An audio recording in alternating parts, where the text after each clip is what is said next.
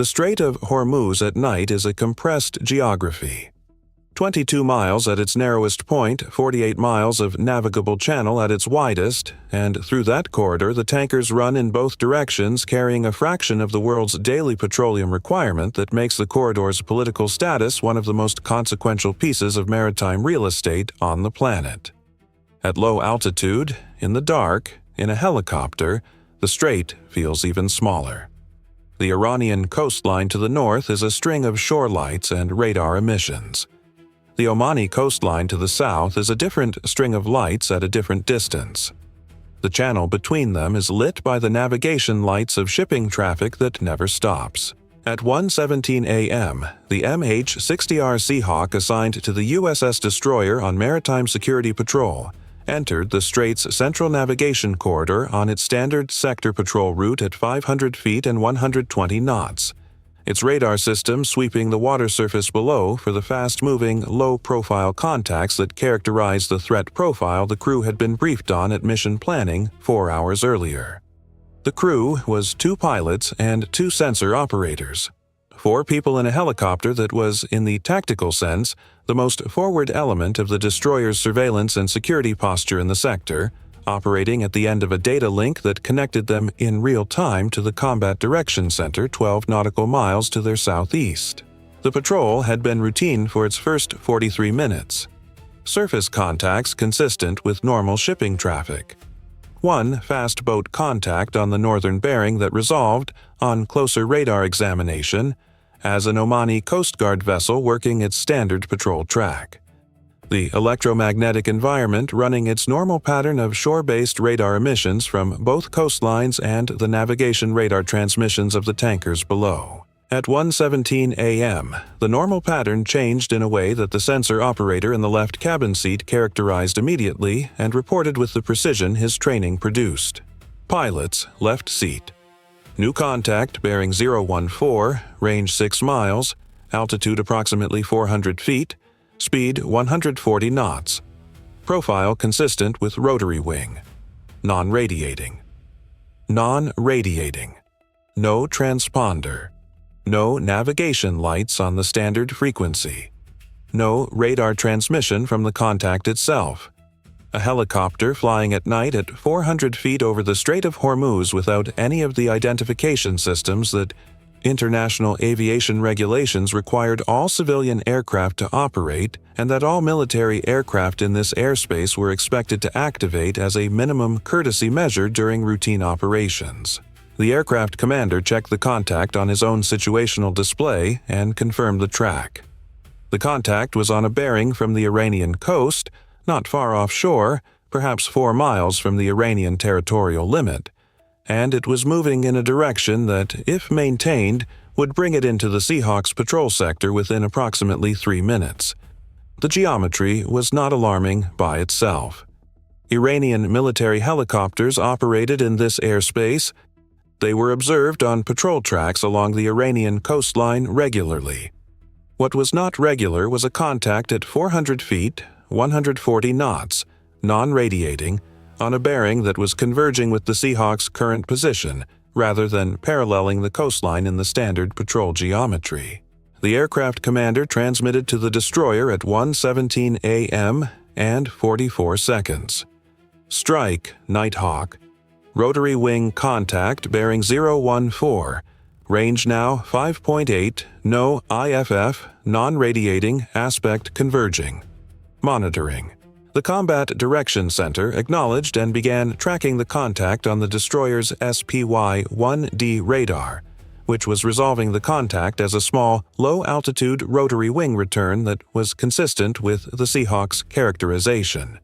The Tactical Action Officer in the CDC noted the contact's converging aspect and directed the Seahawk to maintain its current heading while the contact's intentions developed further. At 1:19 a.m., the contact was at 3.1 nautical miles and its heading had not changed. The convergence geometry was no longer ambiguous.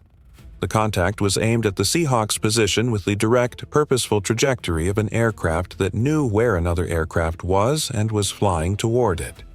The aircraft commander had already computed, from the relative speed and bearing rate, that the two aircraft would be at closest point of approach in approximately 80 seconds if neither altered course. He altered course 14 degrees south and climbed to 800 feet. The Iranian helicopter altered course at 1:19 a.m. and 31 seconds, matching the Seahawk's turn and climbing to 750 feet. The adjustment was made within 11 seconds of the Seahawk's maneuver. 11 seconds at the speed both aircraft were flying represented a reaction distance of approximately 0.3 nautical miles, the time and distance required for an Iranian helicopter crew that was watching the Seahawk on their own systems to observe the maneuver, process it, and execute a counter-maneuver.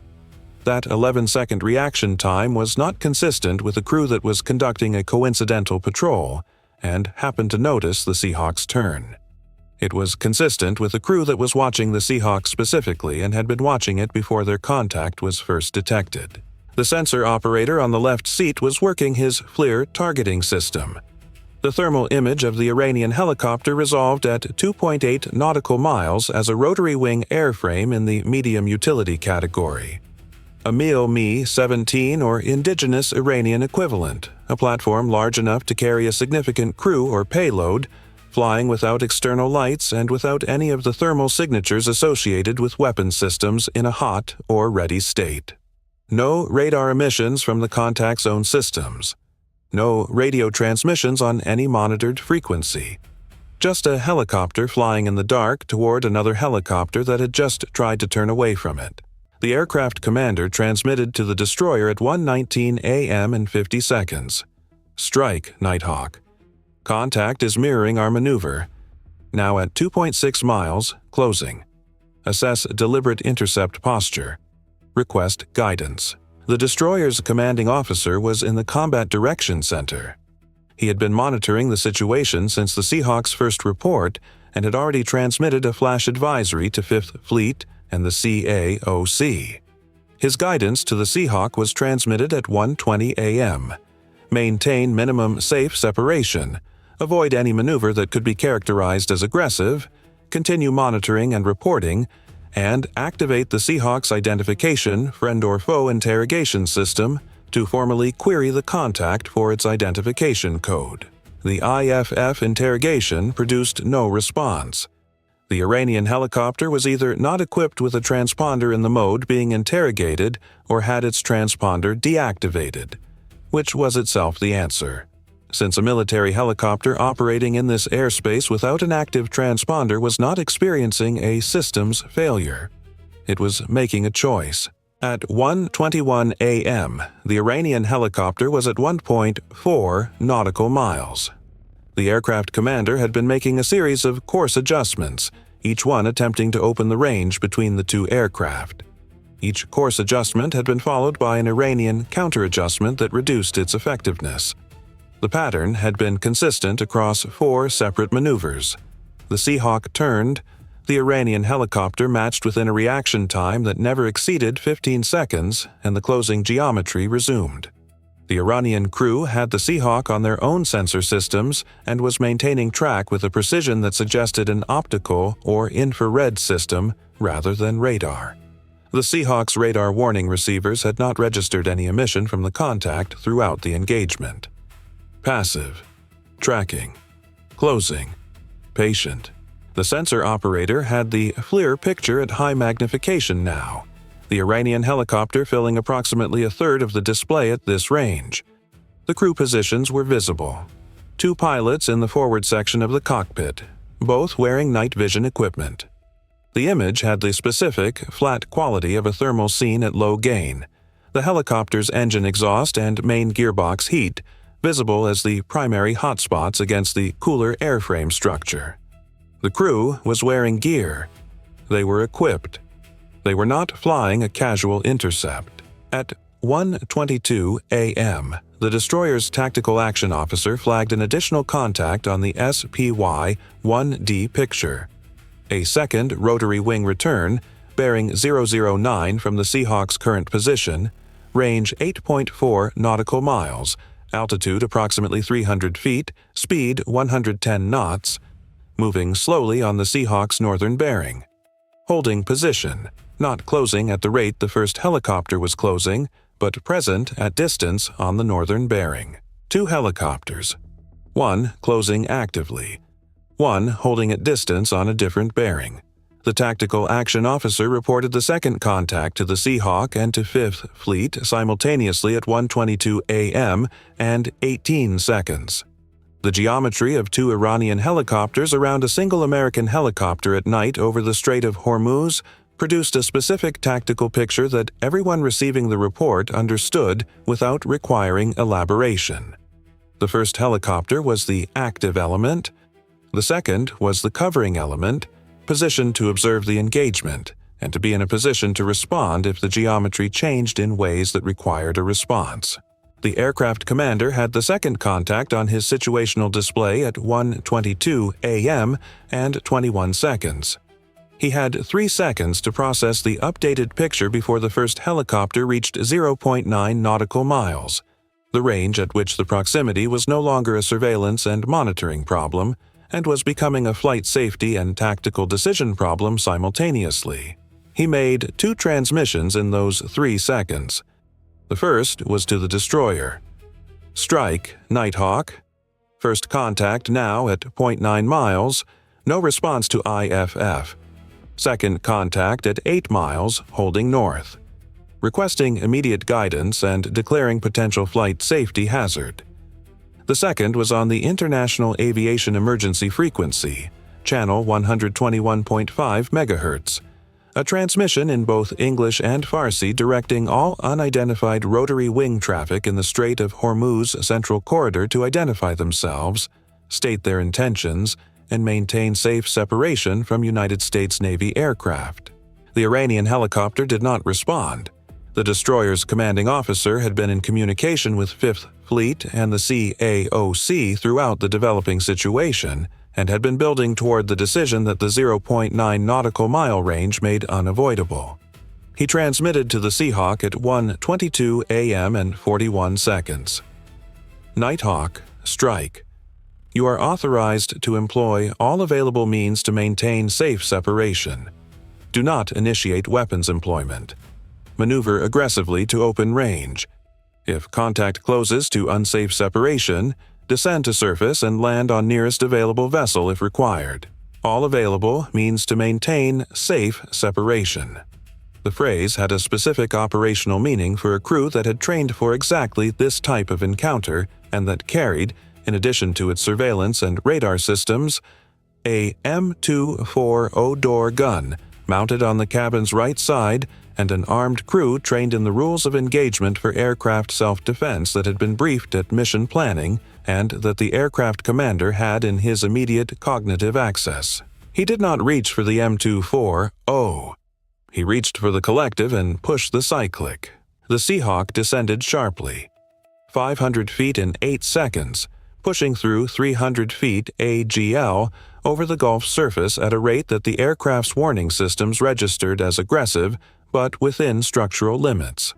Simultaneously, he pushed the airspeed to 145 knots and turned hard right, putting the Iranian helicopter on his left 6 o'clock and increasing the range differential between the 2 aircraft through the combination of descent, speed increase, and the angular geometry of a hard turn that placed the maximum distance between their flight paths in the minimum time available.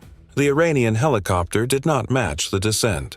It maintained 750 feet and continued its track, but the combination of the Seahawk's speed increase and the angular separation from the hard turn had opened the range from 0.9 nautical miles to 1.4 nautical miles in 18 seconds. The aircraft commander leveled at 280 feet, close enough to the Gulf surface that the wave tops were visible in the sensor operator's downward-looking FLIR, and held 145 knots on a southerly heading that was taking him back toward the destroyer's position. The Iranian helicopter turned to follow at 1:23 a.m. and 9 seconds, but the geometry had changed. The Seahawk was now at higher speed, on a heading toward the destroyer, with the destroyer's SPY-1D providing continuous track data on both the pursuing Iranian helicopter and the second contact holding at distance to the north. The destroyer was 12 nautical miles southeast. At 145 knots, the Seahawk would be in the destroyer's defensive umbrella in approximately 4 minutes and 40 seconds. The Iranian helicopter was at 1.6 nautical miles, and its closing rate at the speed differential between the two aircraft was approximately 25 knots, meaning it would need approximately 3 minutes and 50 seconds to close back to the minimum separation range if the Seahawk maintained its current speed and the Iranian helicopter maintained maximum pursuit speed. The geometry was, for the first time since 1:19 a.m., working in the Seahawk's favor. The destroyer activated its surface search radar in active mode and simultaneously broadcast on the Iranian Coast Guard and military coordination frequency.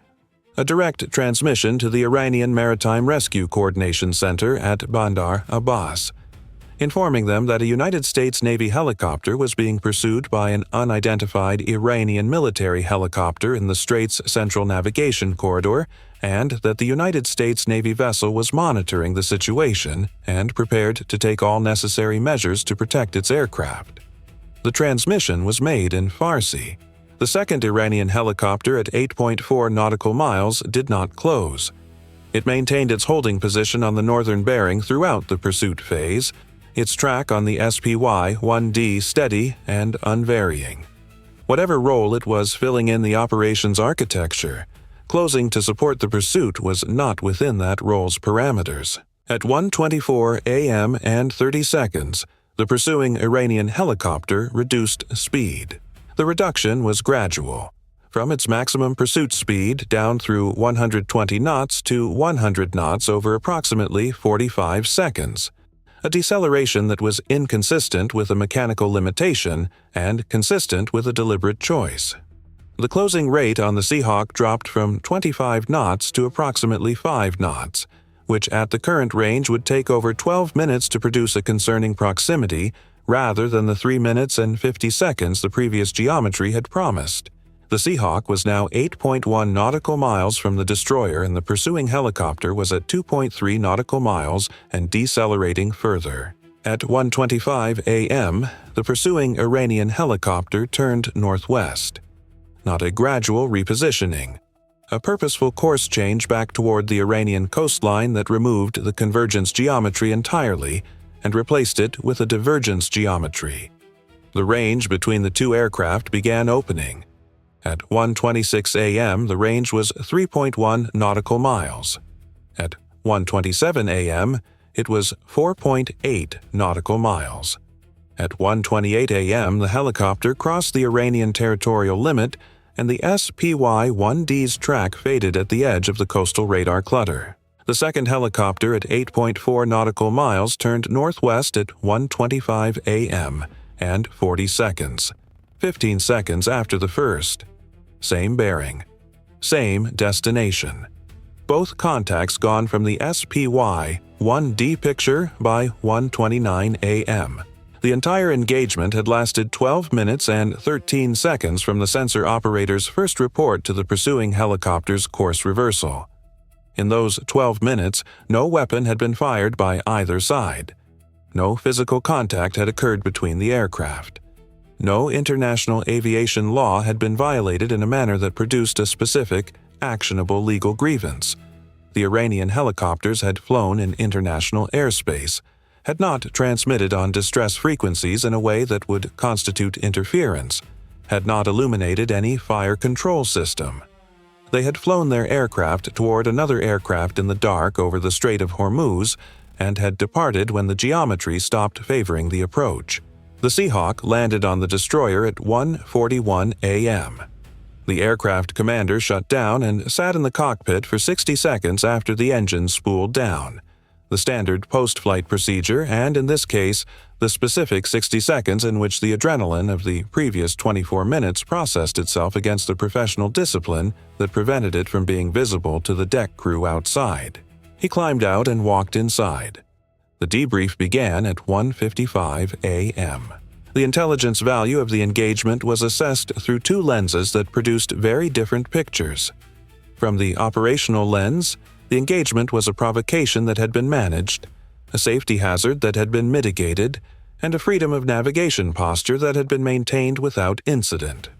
From the intelligence lens, the engagement was a data collection event of specific and significant value. Not because of anything the Seahawk had done, but because of what the Iranian helicopter crews had inadvertently revealed about their own capabilities and doctrine during the 12-minute pursuit. The FLIR imagery captured by the Seahawk's sensor system had produced high-quality thermal profiles of an Iranian military helicopter operating at night in full tactical configuration. Night vision equipment on both pilots, a sensor package on the nose consistent with an electro-optical system capable of tracking a low-contrast target against a water background at ranges exceeding 2 nautical miles, and a flight profile that had demonstrated sustained, precise tracking of a maneuvering target under night conditions without active radar emission. Passive optical tracking. At sea, against a maneuvering target. In the dark. The 11-second reaction time to the Seahawk's first course change, the 15-second separation between the two helicopters' simultaneous departures, the second helicopter's holding geometry, never closing, never withdrawing, maintaining a specific offset distance that kept it in a position to observe the engagement without entering it. The first helicopter's deceleration at the moment, the Seahawk reached the destroyer's defensive umbrella, suggesting an operational boundary that the Iranian crew had been briefed on before the mission.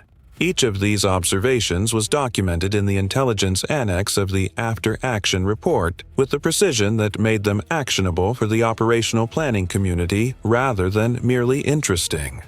The Iranian IRGCN rotary wing program had, in 12 minutes over the Strait of Hormuz, demonstrated a passive tracking capability, a coordinated two-element intercept architecture, and a mission termination discipline that all represented upgrades to the assessed capability baseline. Upgrades documented because the crews had pursued rather than paralleled, had reacted rather than concealed, and had departed at exactly the moment that the operational geometry stopped providing return on the risk of continuing. Operational geometry. Risk and return.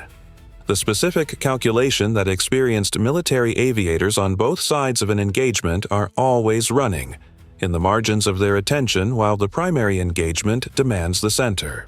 The Seahawk crew had run it correctly. They had used speed and geometry and the destroyer's defensive umbrella to produce a situation where the Iranian crew's calculation changed in a direction that favored withdrawal. Nobody had fired a weapon. Nobody had been struck. The strait was open in the morning. The second debrief finding, the one that the intelligence officer conducting the session flagged for immediate upward transmission, was the two-element architecture, a pursuing element and an observing element. The pursuing element applied pressure. The observing element collected the response. It was the same architecture that had been observed in the Iranian drone swarm operations, in the IRGCN fast boat harassment patterns, and in the coastal battery dual-lock engagement that had been documented in previous operational cycles.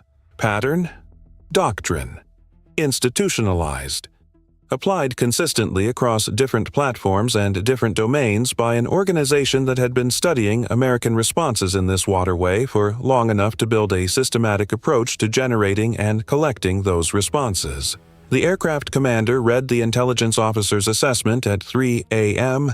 after the debrief concluded in the copy of the preliminary report that was circulated to the crew for accuracy review before transmission. He read the finding about the two-element architecture and the passive tracking capability and the documented reaction times. He read it carefully. Then he signed the accuracy confirmation and went below to sleep for 4 hours before the next mission brief. The strait was open. The patrol would resume. The Iranian coast was where it had always been. What had changed was the file. One more entry in the accumulating record of what operates in this waterway and how it operates and what it reveals about itself when it is pressed by professionals who understand that every engagement is a collection opportunity if you are watching carefully enough. The dark water does not remember the two helicopters that crossed it at 1:17 a.m.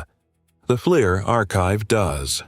That is the record that matters, and it will be read by the crews who fly this route after midnight for years to come. In the Strait, being watched and doing the watching are the same mission. The Seahawk crew understood that before they launched. They proved it in 12 minutes and 13 seconds over the Central Channel. The patrol continues.